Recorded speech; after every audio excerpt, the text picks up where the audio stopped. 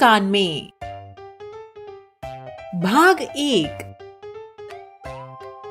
कान और बाल। प्रस्तावना। इस वीडियो में हम देखेंगे कि किन किन जानवरों के बाहरी कान होते हैं और किन किन जानवरों के शरीर पर बाल होते हैं।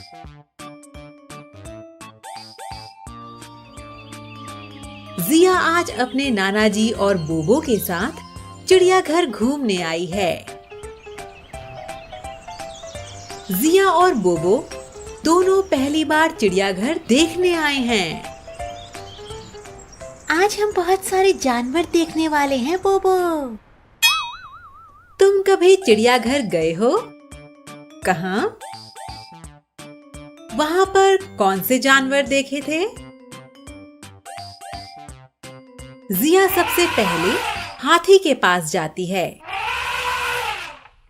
हाँ, नाना जी, ये हाथी तो कितना बड़ा है। हाँ जिया, और इसके कान तो देखो, बिल्कुल किसी पंखे जैसे हैं। हाथी के कान देखकर जिया को आश्चर्य हुआ, क्योंकि जिया ने पहले कभी इतने बड़े पंखे जैसे कान नहीं देखे थे। नाना जी जिया को आगे लेकर जाते हैं। वो पहुंचते हैं मोर के पास। हाँ, नाना जी, ये कितना सुंदर है। हाँ जिया, ये हमारे देश का राष्ट्रीय पक्षी भी है। पर नाना जी, मोर के तो कान ही नहीं हैं। हाँ जिया, सारे जानवरों के कान बाहर से दिखाई नहीं देते। कुछ जानवरों के कान अंदर होते हैं। ये सुनकर जिया ये जानने के लिए उत्सुक हो गई कि किन किन जानवरों के बाहरी कान होते हैं और किन के नहीं। जिया अपनी कॉपी में एक तालिका बना लेती है, कुछ इस प्रकार।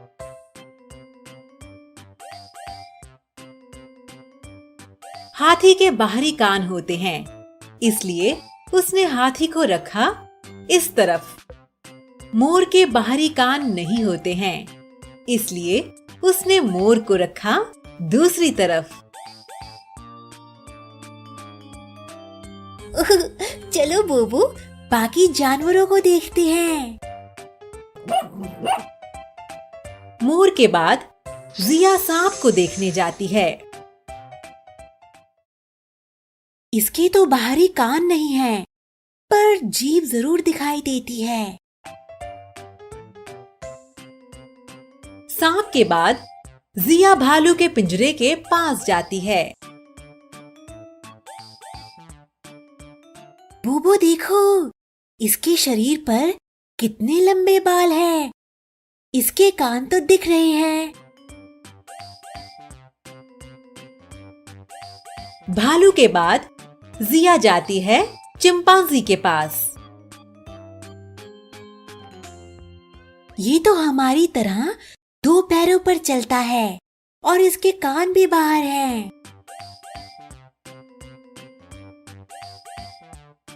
इसके बाद जिया मगरमच्छ के पास जाती है।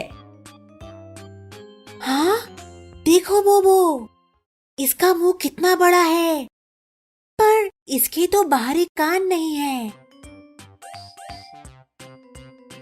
आखिर में जिया बाघ के पिंजरे के पास जाती है। बाघ के कान भी बाहर हैं। नाना जी, बाघ की खाल कितनी सुंदर है। हाँ जिया, ये हमारे देश का राष्ट्रीय पशु है। इसकी खाल इसके बालों की वजह से सुंदर दिखती है। जिया के मन में एक ख्याल आया, अगर बाघ के शरीर से उसके बाल हटा दिए जाएं, तो वो कैसा दिखेगा। जानवरों के शरीर से अगर बाल हटा दिए जाएं, तो वो कैसे दिखेंगे? तुमने कभी सोचा है? नाना जी, सारे जानवरों के शरीर से अगर बाल हटा दिए जाएं, तो वो कितने अजीब दिखेंगे ना? हाँ, कुछ जानवर तो बहुत अजीब दिखेंगे, पर कुछ जानवर तो वैसे के वैसे ही रहेंगे। ऐसा क्यों नाना जी? क्योंकि उनके शरीर पर तो बाल ही नहीं होते। अच्छा, अब समझी। जिया अब ये सोचने लगी कि उसने जिन जिन जानवरों को आज देखा है, उनके शरीर पर बाल थे या नहीं। जिया अपनी कॉपी में एक और तालिका बना लेती है, कुछ इस प्रकार। जिया इसमें सबसे पहले बाघ के बारे में दर्ज कर लेती है। अब जिया मगरमच्छ के बारे में सोचती है। मगरमच्छ के शरीर पर तो बिल्कुल भी बाल नहीं थे। चिंपांजी के शरीर पर बाल थे क्या? हाँ, उसके भी बाल थे। भालू के?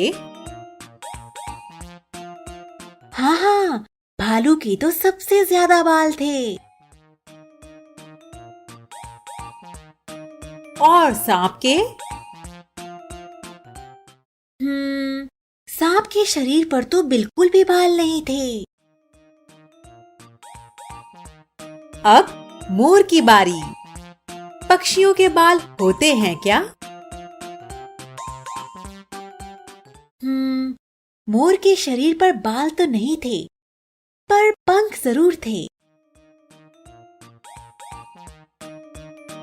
आखिर में जिया हाथी के बारे में सोचती है।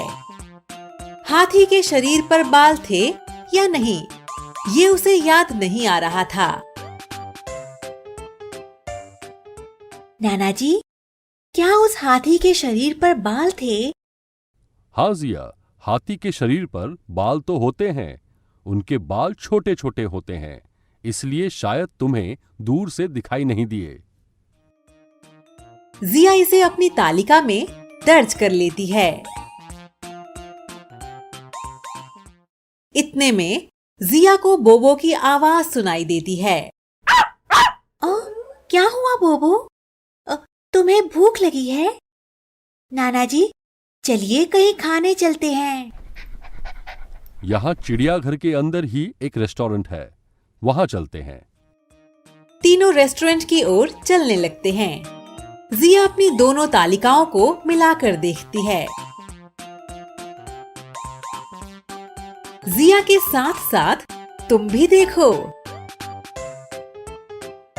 क्या तुम्हें इन तालिकाओं में कुछ अनोखी चीज दिख रही है? नाना जी, आपने एक चीज देखी? जिन जानवरों के कान बाहर नहीं थे, उनके शरीर पर बाल भी नहीं थे। और जिन जानवरों के बाहरी कान थे, उनके शरीर पर बाल भी थे।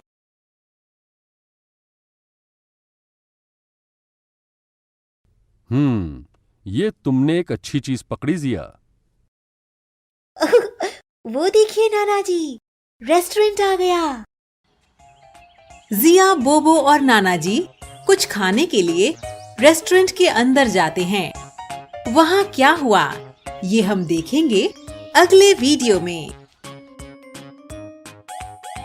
सारांश।